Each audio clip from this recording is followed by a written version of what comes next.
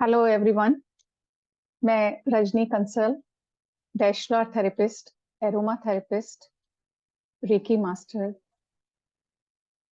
आज आपके समक्ष लेकर के आई हूँ एक बहुत ही नया सा टॉपिक कि बैचलर रेमेडीज किस तरह से हमें हमारी फिजिकल एलिमेंट्स में हेल्प कर सकती हैं।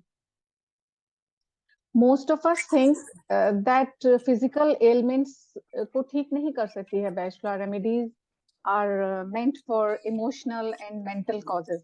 किसी को कोई साइकोलॉजिकल इशू हो तो ही वो सोचता है कि मुझे बैचलर रेमेडीज से ट्रीटमेंट कराना है, लेकिन ऐसा नहीं है। फिजिकल एलिमेंट्स के ऊपर भी ये बहुत अच्छा काम करती हैं। और किस तरह से काम करती हैं, कैसे इनका क्या रिलेवेंस है, क्या रोल है बैचलर रेमेडीज का, इसको आज हम डिटेल में समझेंगे। So today I will talk about the root cause of the physical ailments। जितनी भी हमारी किसी भी तरह की कोई भी बीमारी आती है तो उसका रूट कॉज क्या होता है, एक तो हम उसके बारे में बात करेंगे। और हम इमोशंस को किस तरह से फील करते हैं, how do we feel emotions and what causes emotion, emotions होते ही कैसे हैं, और how our brain processes the emotions, किस तरह से हमारा ब्रेन उसको प्रोसेस करता है। तो इस पूरे सिस्टम को जब हम पूरी तरह से समझ लेंगे, उसके बाद हमें समझ में आएगा कि बैचलर रेमेडीज का क्या रेलेवेंस है, क्यों हमें फिजिकल एलिमेंट्स में मेडिकल ट्रीटमेंट के साथ साथ या उसके बाद बैचलर रेमेडीज का यूज करना चाहिए। तो सबसे पहले हम बात करते हैं कि हमें अगर कोई भी बीमारी हुई है तो हम मेडिकल डॉक्टर के पास क्यों जाते हैं। जब भी जो भी हमारी एक्यूट कंडीशन है उसका डायग्नोसिस मेडिकल साइंस से ही बहुत अच्छी तरह से हो सकता है। मेडिकल साइंस ने पिछले 50 वर्षों में बहुत तरक्की की है, बहुत अच्छे उनके डायग्नोसिस हैं, और स्पेशली सर्जरी में भी उनका बहुत ही डेवलपमेंट हुआ है, और बहुत सारी बीमारियों की उन्होंने रेमेडीज या मेडिसिन खोज दी हैं जिनसे कि हमारी बीमारी में सिम्टोमेटिक रिलीफ आ जाता है। वो जड़ से नहीं जाती है, दवाइयों के साइड इफेक्ट्स भी होते हैं, लेकिन फिर भी उन्होंने उसका ट्रीटमेंट खोज लिया है। और बहुत सी बीमारियां जो पहले लाइलाज समझी जाती थी उनको आजकल मेडिकल साइंस करती है, तो उसकी इम्पोर्टेंस कहीं से भी कम नहीं होती है अगर हम ये कहते हैं कि बैचलर रेमेडीज की भी इम्पोर्टेंस है फिजिकल डिजीजेस में। तो सबसे पहले तो जब भी आप किसी मेडिकल डॉक्टर से पूछिए कि what is the root cause of bone health, bone degeneration, what is the root cause of cancer, what is the root cause of से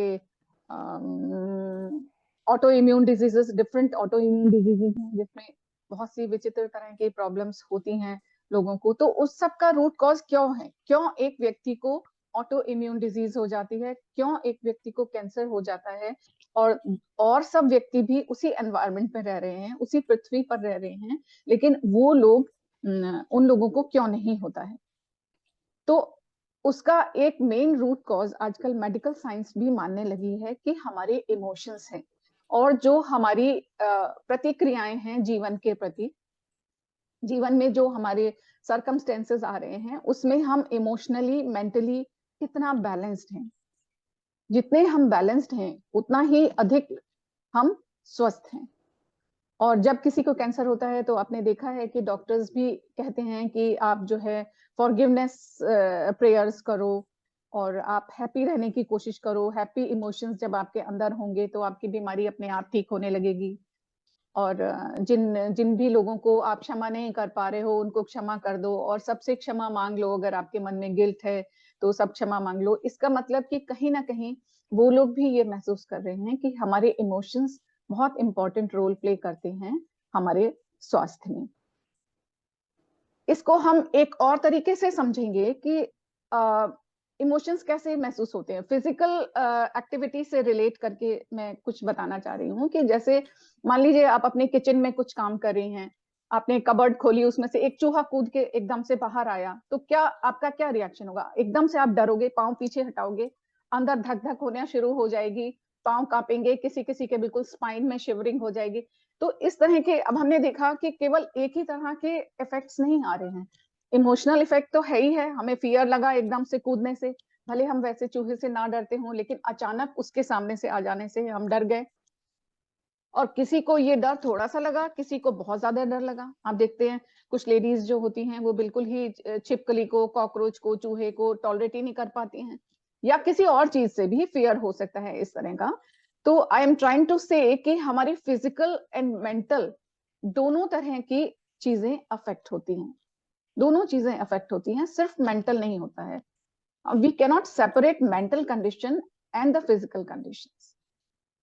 हमारे इमोशंस ही हमें बीमारी की ओर ले जाते हैं, और हमारे इमोशंस ही हमें स्वास्थ्य की ओर ले जाते हैं। अगर हमारा जो थॉट प्रोसेस है वो सही है, सही से मतलब कि वो एडजस्टिंग टेम्परामेंट है, हमारे रिवोल्टिंग टेम्परामेंट नहीं है, हमारे रिजेंटमेंट्स नहीं है, हमें बहुत सारे गुस्से नहीं है, किसी भी परिस्थिति में हम अपने आप को ढाल सकते हैं, हमारा व्यक्तित्व बैलेंस्ड है, तो हम जल्दी से किसी बीमारी को आमंत्रित नहीं करते हैं। इसी तरह से अगर आप किसी किसी अपने बहुत प्रिय मित्र के पास बैठकर कुछ समय गुजारते हैं, तो आपको बहुत ही हैप्पीनेस एंड जॉय की फीलिंग होती है, और बड़ा कंटेंटमेंट फील होता है, बहुत ही संतुष्ट आप होते हैं।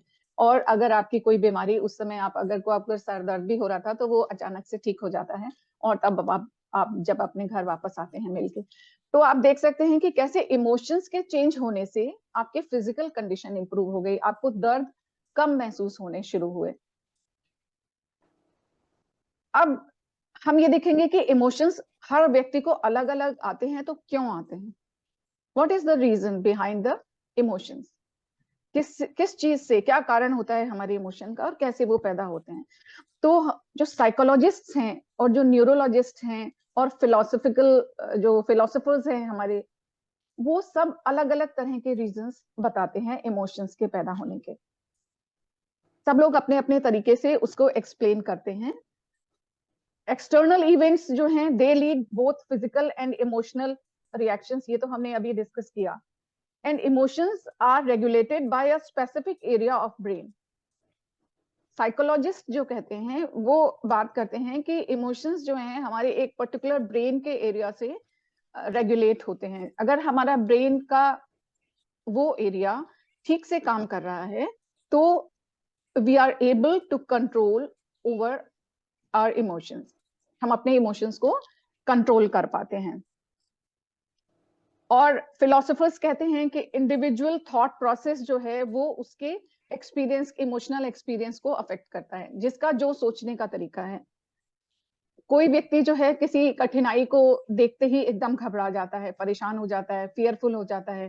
किसी को रिजेंटमेंट आता है, अरे हमारे ही पास क्यों आ गई ये बीमारी, ये एक्सीडेंट हमारा ही क्यों हुआ, किसी का भी हो सकता था।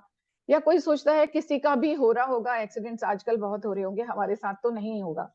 तो ये डिफरेंट सॉरी ये डिफरेंट इमोशनल स्टेट्स हैं जो व्यक्ति के अपने अंदर से आते हैं। अब उसका वो कहाँ से आते हैं, वो डिफरेंट डिफरेंट इमोशन कैसे आते हैं?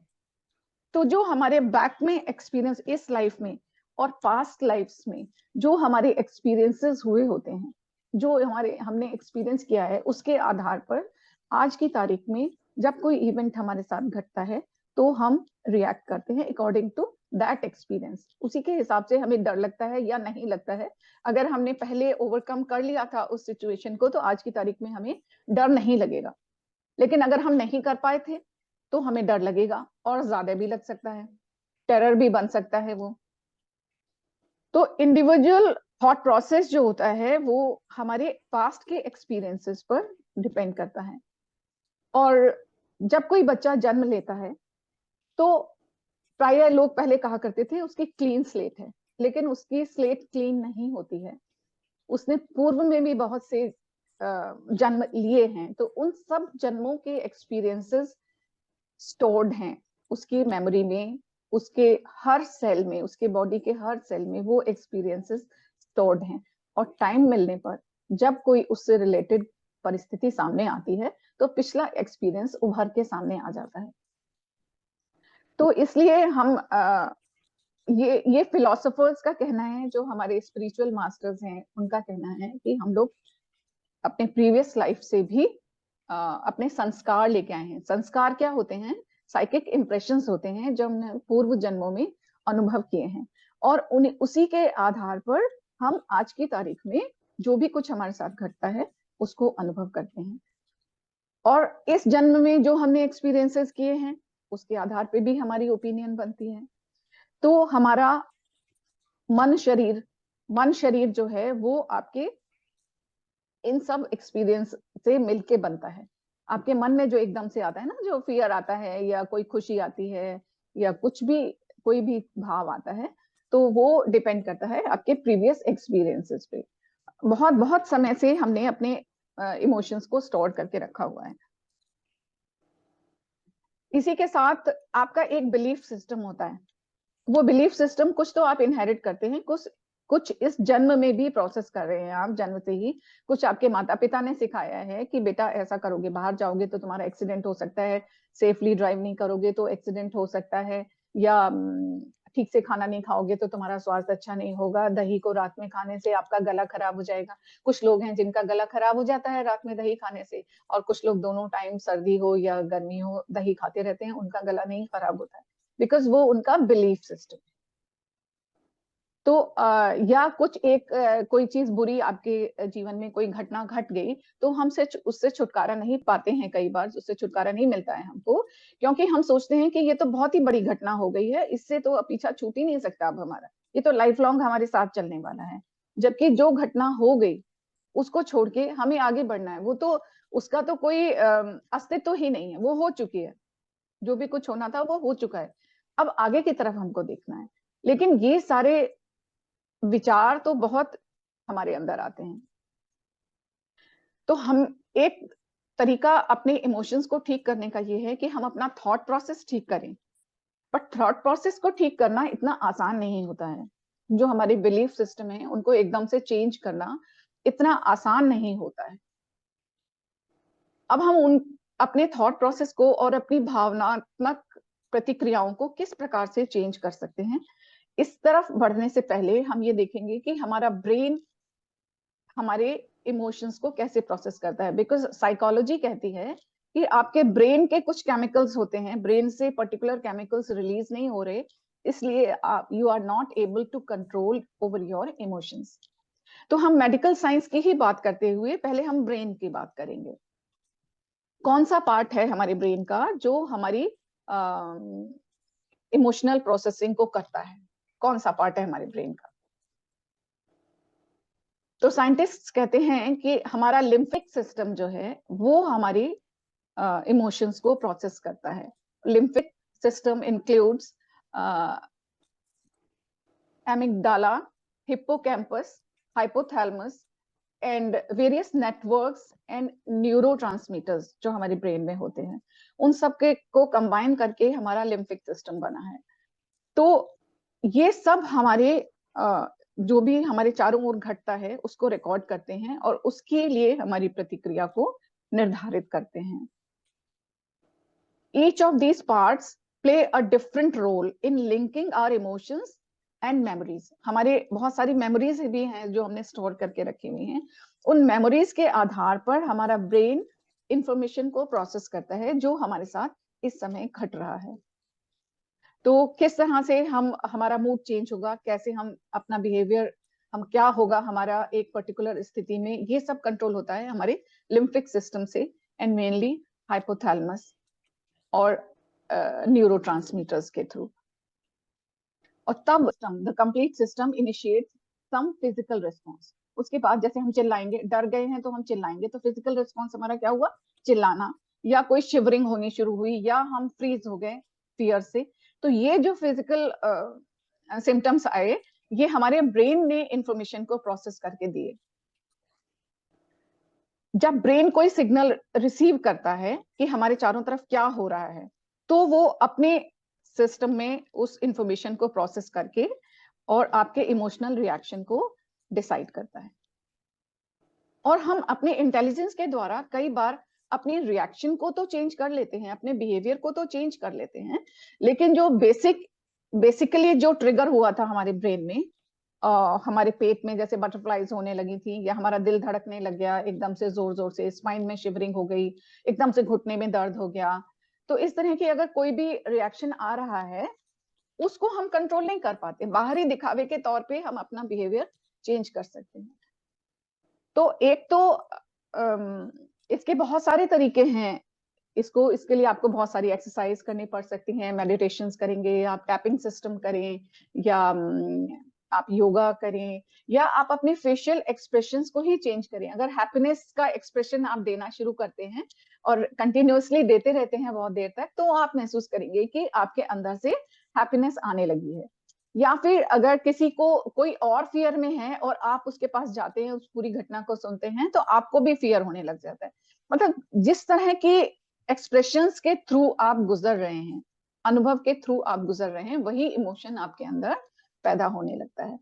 तो कई बार हम अपने इमोशन पे कंट्रोल कर पाते हैं और कई बार नहीं कर पाते हैं। तो उसके लिए बैचलर रेमेडीज आपको बहुत हेल्प करती हैं। जो आपकी इनिशियल रिस्पॉन्स है, कोई आपके घटना, किसी ने, आपके फ्रेंड ने या किसी और ने आपसे कोई बात कही और आपको बिल्कुल पसंद नहीं आई, बहुत रिजेंटमेंट और गुस्सा आपको एकदम से आया, तो आपने बाहर से नहीं दिखाया उसको, लेकिन आपके अंदर तो आया है वो।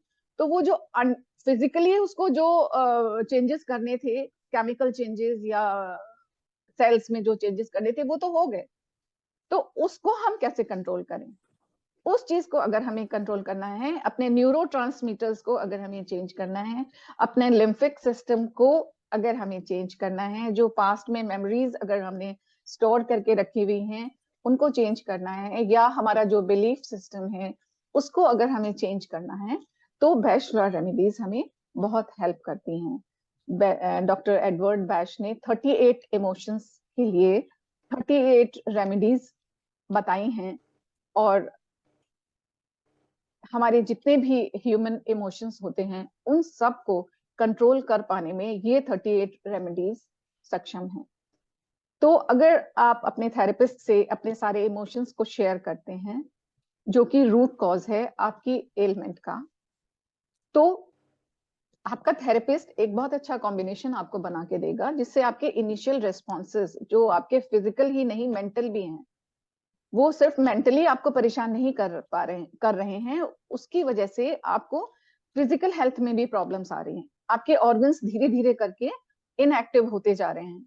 तो ये उसको भी ठीक करने में बैचलर रेमेडीज आपकी हेल्प कर सकती हैं। अगर कोई एक्यूट कंडीशन है या ऑपरेशन की जरूरत है, तो उसके लिए तो आपको डॉक्टर के पास जाना ही होगा, मेडिकल डॉक्टर के पास जाना होगा, उसकी हेल्प लेनी होगी। लेकिन क्या होता है कि कैंसर हुआ, ऑपरेशन कर दिया गया, वो ठीक भी हो गया, लेकिन आपके इमोशंस तो नहीं बदले, आप तो उसी इमोशनल फेज में अटके हुए हैं, आपके इमोशनल रिस्पॉन्सेज वही हैं, आपको अभी भी दुख, चिंता, परेशानी, रिजेंटमेंट, गुस्सा वैसे का वैसा है। तो आप फिर से पैदा कर लेंगे अपने शरीर में, आप फिर से कैंसर को पैदा कर लेंगे, या किसी और डिजीज को आप फिर से पैदा कर लेंगे। रेकरेंस क्यों होती है?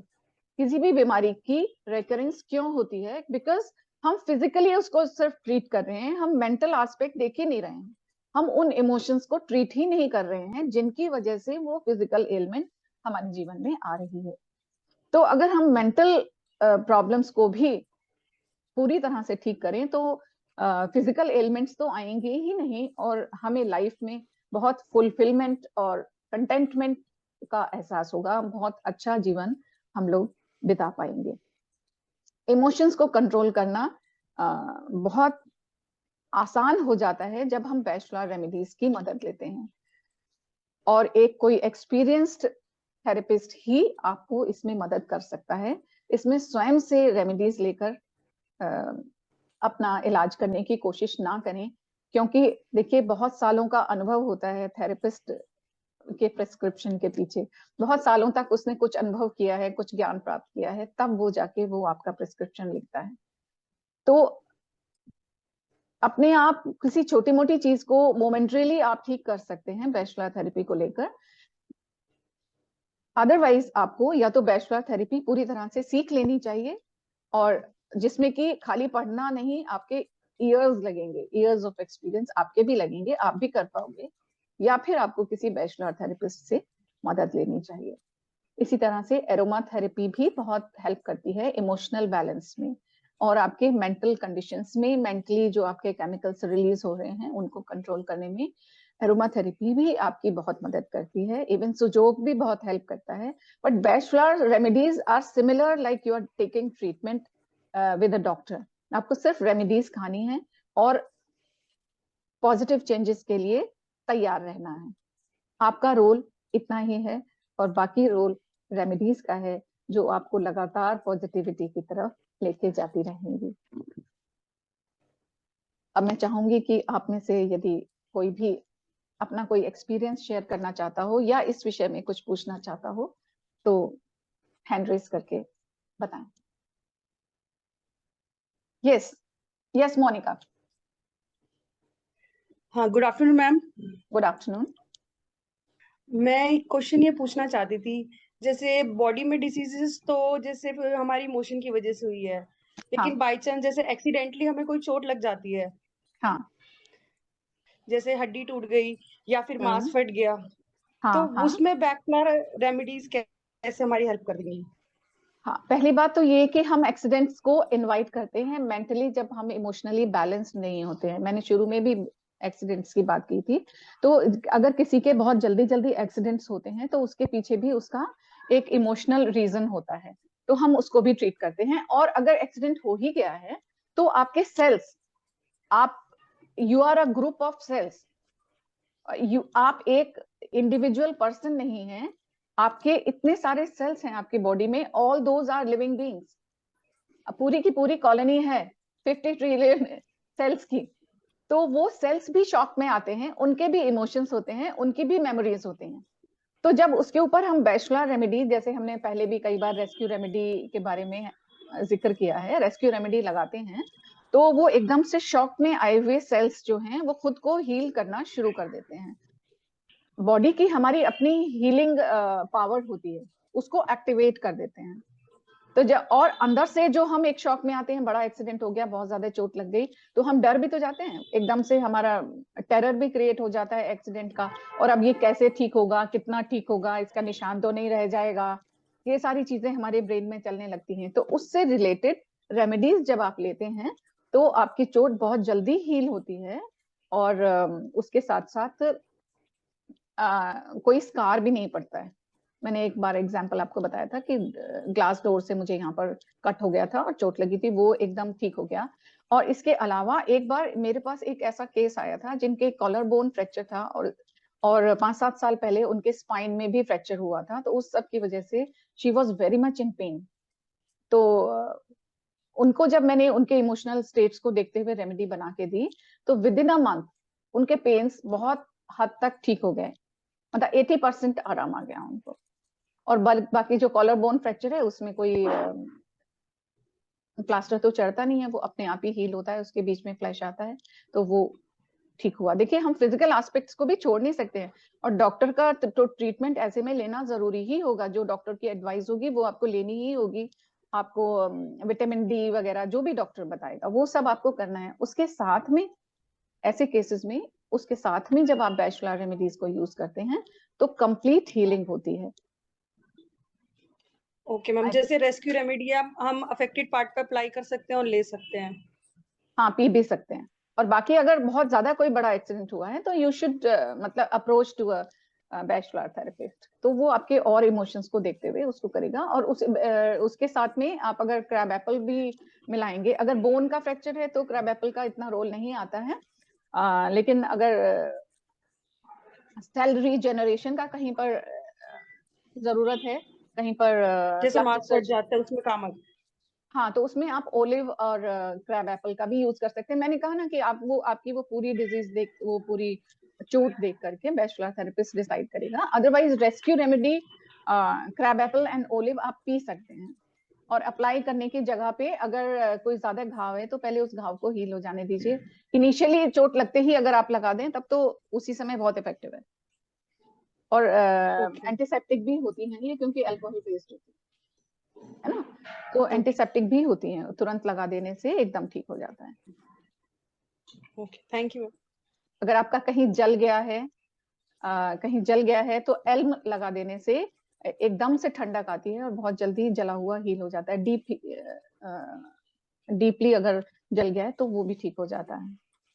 अगर आपका कहीं कट गया है और खून बहुत बह रहा है तो इमीडिएटली आप हॉली उसके ऊपर अप्लाई करें तो आपकी ब्लीडिंग रुक जाती है। तो इस तरह से बहुत सारी रेमेडीज हैं जो फिजिकल एस्पेक्ट्स भी हैं रेमेडीज के। तो हम लोग उसको एक्सप्लोर करते रहते हैं फर्दर एंड फर्दर, अपने एक्सपीरियंसेस गेन करते हैं और फिर उसके बाद आप लोगों को फायदा पहुंचाने की कोशिश करते हैं। Thank you ma'am. वेलकम। जैसे मैं एक उदाहरण देना चाहूंगी कि जैसे हार्ट अटैक आपको आया तो ऑब्वियसली जिस समय आपको लगा कि हार्ट अटैक आया है तो आप रेस्क्यू रेमेडी दे सकते हैं, but obviously you have to take the patient to the doctor. Doctor जो भी ट्रीटमेंट करेगा वो पूरा ट्रीटमेंट उनका लेने के बाद भी जब आप घर आते हैं तो आपको रिकवरी में कई महीने लगते हैं। वो टाइम ड्यूरेशन कम करने के लिए आप पेशेंट के इमोशनल स्टेटस को देखते हुए कुछ रेमेडीज ले सकते हैं। उसके लिए आपको ऑब्वियसली बैचलर थेरेपिस्ट से कंसल्ट करना होगा। और इसी तरह से ऑटो इम्यून डिजीजेस जो हैं वो भी अपने आप को दोष देने वाले लोग जो होते हैं वो उनके जीने की इच्छा खत्म हो जाती है तो वो खुद ब खुद उनका सिस्टम जो है वो छोड़ने लगता है शरीर को। एक एक करके सिस्टम्स जो हैं वो फेल्योर होने लग जाते हैं तो कहीं ना कहीं शरीर में रोग आने लगता है। तो इस स्टेट को ठीक करने के लिए सिम्टोमेटिक रिलीफ तो मेडिकल ट्रीटमेंट देता है, स्टेरॉइड्स देंगे वो लोग आपको या और कुछ उस तरह की दवाइयां देंगे जिनके साइड इफेक्ट्स भी होंगे, लेकिन जो उसका रूट कॉज है जिसके कारण आपके सिस्टम ने रिवोल्ट कर दिया है, खुद सेल्स ही अपने आप को खत्म करने लगे हैं, एक तरह से सुसाइडल टेंडेंसी हो गई ना आपके सेल्स की, तो उसको ठीक करने के लिए आपको अपने इमोशंस ठीक करने होंगे, जिसमें बैचलर थेरेपी बहुत हेल्प कर सकती है।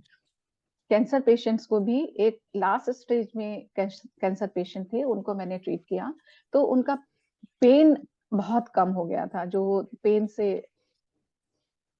तड़प जाते थे, बहुत ज्यादा पेन रहता था, किसी दवा से कम नहीं होता था, तो वो बैचलर रेमेडी से उनका पेन काफी कम हुआ and he was able to forgive everyone and forgive himself. उससे वो इजीली अपनी अंतिम यात्रा को पूरा कर सके। तो इस तरह की चीजें भी बहुत सारी होती हैं।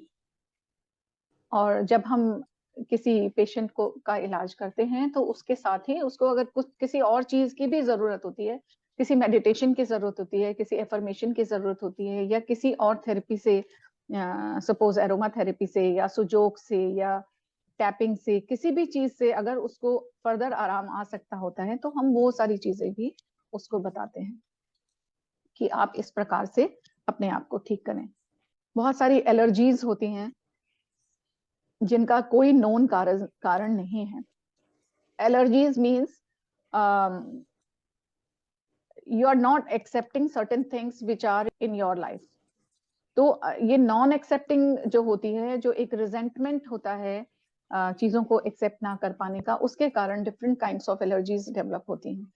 तो उनको उनके लिए भी कोई एलोपैथी में कोई दवा नहीं है, लेकिन बैचलर रेमेडीज के द्वारा अगर आप अपने इमोशंस को धीरे धीरे ठीक करते हैं, अपने रिस्पॉन्सेस को धीरे धीरे ठीक करते हैं, आपकी इंटेंशन होनी चाहिए। कोई भी बैचलर थेरेपिस्ट आपको ठीक नहीं कर पाएगा अगर आपने तय कर लिया कि नहीं मैं तो ऐसे ही रहूंगा। You should be able to change for the good. अपने अच्छे के लिए, अपने अच्छे स्वास्थ्य के लिए आपको चेंज होने के लिए तैयार होना होगा। मुझे अच्छा लगेगा यदि आप लोग इंटरैक्टिव सेशन करें। हर सेशन के बाद मैं थोड़ा समय देती हूँ आप लोगों को कि आप लोग अपने प्रश्न पूछें, आपके मन में जो भी सवाल उठ रहे हैं उनको यदि आप क्लैरिफाई करते रहेंगे तो धीरे धीरे आपको स्वयं को समझने में और थेरेपीज को समझने में बहुत हेल्प मिलेगी और आप अपना इलाज बेहतर तरीके से कर पाएंगे। एक और एक्सपीरियंस मैं आप लोगों के साथ शेयर करना चाहूंगी कि एक न्यूरो की पेशेंट जिनको बहुत ही ज्यादा ट्रबल थी और वो खा भी नहीं पा रही थी और बोल भी नहीं पा रही थी, उनको 15-20 दिन के ट्रीटमेंट के बाद ही इतना आराम हुआ।